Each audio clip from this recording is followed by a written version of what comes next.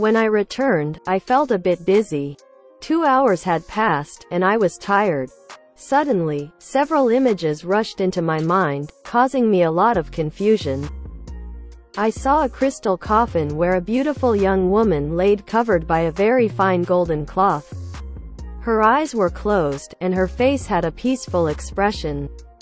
There were many people around her. The women were dressed in elegant long gowns, and the men wore knee-length stockings and knee breeches. I approached the coffin to see who was lying there, and to my surprise, I saw my own face and body lying there. However, I looked different. What was I doing inside that box? I saw a handsome and elegant young man taking my hand and looking at me with tears in his eyes. Why did the curse have to be fulfilled? Wicked old woman. She had no right to put her to sleep like this, exclaimed an elderly man dressed in royal attire. By the time my daughter awakens, I will already be beneath the tomb. It's not fair, he continued lamenting. Then, another image took over my mind. An older woman than the previous one laid in a wooden coffin. There were many people at the funeral, and a man around 60 years old was holding the deceased's hand. Later, several men and women approached with tears in their eyes. They seemed to be her children. I looked around and noticed that everyone had a very distinct appearance. The women had short hair at the neck level, and their heads were covered with beautiful hats. They looked like they were from a different era. Then, the sound of bombing was heard. Everyone present ran to a shelter that was half a block away. I was very nervous, as I had never witnessed what seemed like a war before. However, instead of running to hide like the others, I stayed in the wake room. I was frozen of fear. For some reason, I felt a great curiosity to see who was resting inside the coffin. I approached, and upon seeing their appearance, a small scream escaped my lips. It was me who was there. What was happening? At that moment, I heard a voice saying, "Calm down, you are safe. You're here and now." I looked at his face and then remembered that I was in Dr. Gomez's office. The psychiatrist my sister had recommended for a hypnotherapy session. "What's happening, doctor?" Since I woke up, I've been seeing really strange images of myself, but in different times. It's part of the treatment, Sophia. Don't worry, everything will be alright, the doctor reassured. What did I say during the session? I asked. It seemed that I had gone back in time, reaching 2 previous lifetimes. I was told that could happen, but I honestly didn't think it was possible. My intention was to go back to the day of my birth in this lifetime. As I was experiencing symptoms of drowsiness and constant fatigue, I had been advised to undergo regressions to reach the emotion causing this issue. That's enough for today. I'll see you next Monday to continue, the doctor said. When I returned to the waiting room, there were many people there. After a while, the door opened, and I entered, feeling a bit uneasy.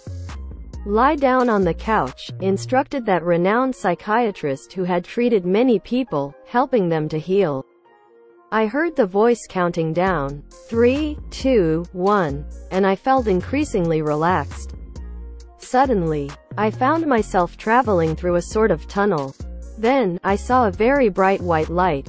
When I emerged from the dark space, I was in another wake room. This time, I saw a group of people dressed in very modern clothes, talking about the deceased. It's such a shame it ended like this.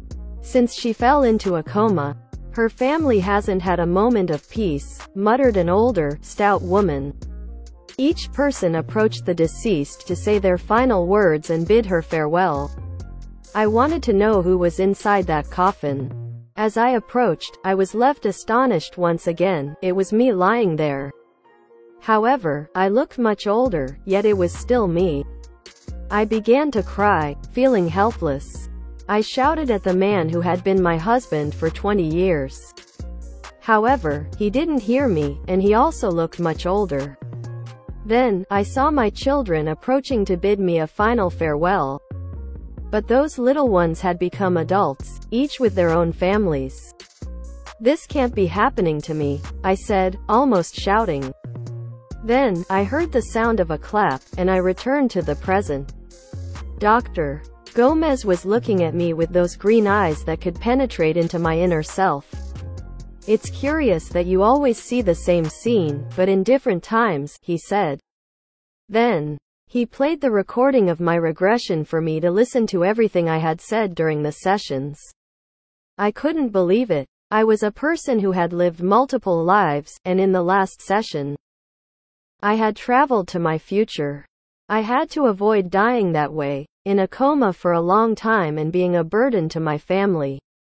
According to the doctor, the origin of my illness was sadness, guilt, and boredom that had arisen in the time when an evil witch had cast a spell on me because my father, who was the monarch of that kingdom, didn't invite her to the party where the fairies were granting me various gifts. But nothing was coincidental. Destiny had ensured that the malevolent fairy made me sleep for many years because I couldn't find any meaning in my life and felt sad and bored, no matter how much of a princess I was.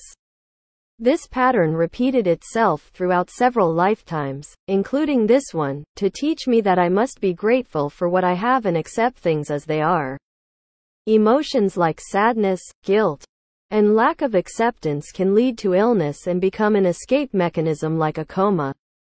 You should continue with a few more sessions until we replace your limiting beliefs with positive thoughts.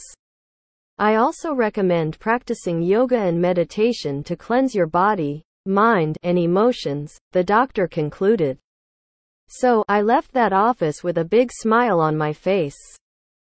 I wouldn't be repeating the same story anymore.